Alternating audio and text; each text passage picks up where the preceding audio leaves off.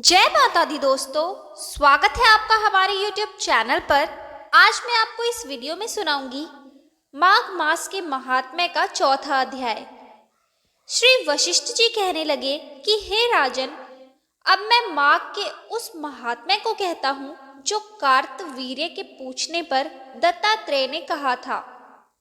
जिस समय साक्षात विष्णु के रूप श्री दत्तात्रेय सत्य पर्वत पर रहते थे, तब महिष्मति के राजा सहस्त्रार्जुन ने उनसे पूछा कि हे योगियों में श्रेष्ठ दत्तात्रेय जी, मैंने सब धर्म सुने, अब आप कृपा करके मुझे माघ मास का महात्म्य कहिए।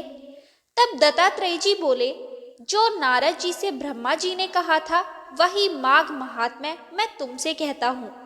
इस कर्म भूमि भारत में जन्म लेकर जिसने माघ स्नान नहीं किया, उसका जन्म निष्फल गया।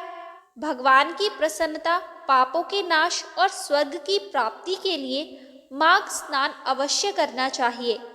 यदि यह पुष्ट व शुद्ध शरीर माघ स्नान के बिना ही रह जाए तो इसकी रक्षा करने से क्या लाभ। जल में बुलबुले के समान, मक्खी जैसे तुच्छ जंतु के समान यह शरीर माघ स्नान के बिना मरण समान है। भगवान विष्णु की पूजा न करने वाला ब्राह्मण, बिना दक्षिणा के श्राद्ध, ब्राह्मण रहित क्षेत्र, आचार रहित कुल, ये सब नाश के बराबर है। गर्व से धर्म का, क्रोध से तप का, गुरुजनों की सेवा न करने से स्त्री तथा ब्रह्मचारी, बिना जली अग्नि से हवन और बिना साक्षी के मुक्ति का नाश हो जाता है। जीविका के लिए कहने वाली कथा, अपने ही लिए बनाए हुए भोजन की क्रिया, शूद्र से भिक्षा लेकर किया हुआ यज्ञ तथा कंजूस का धन, यह सब नाश के कारण है।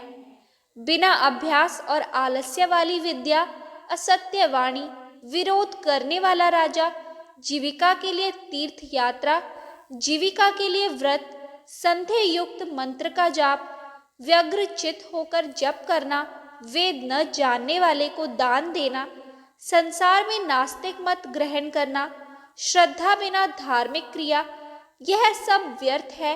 और जिस तरह दरिद्र का जीना व्यर्थ है, उसी तरह माघ स्नान के बिना मनुष्य का जीना व्यर्थ है।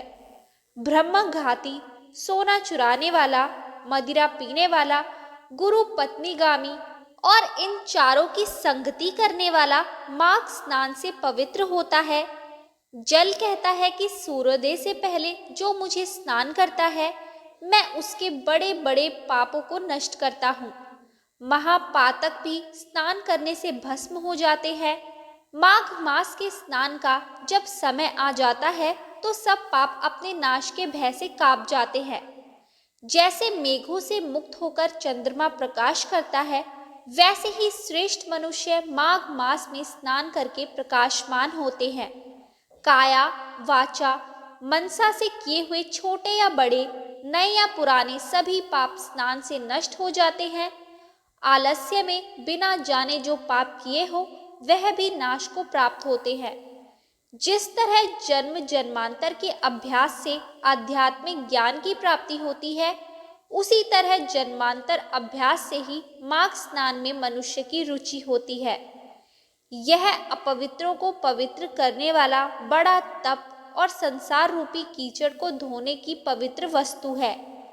हे राजन, जो मनवांछित फल देने वाला माघ स्नान नहीं करते, वह सूर्य चंद्र के समान भोगों को कैसे भोग सकते हैं।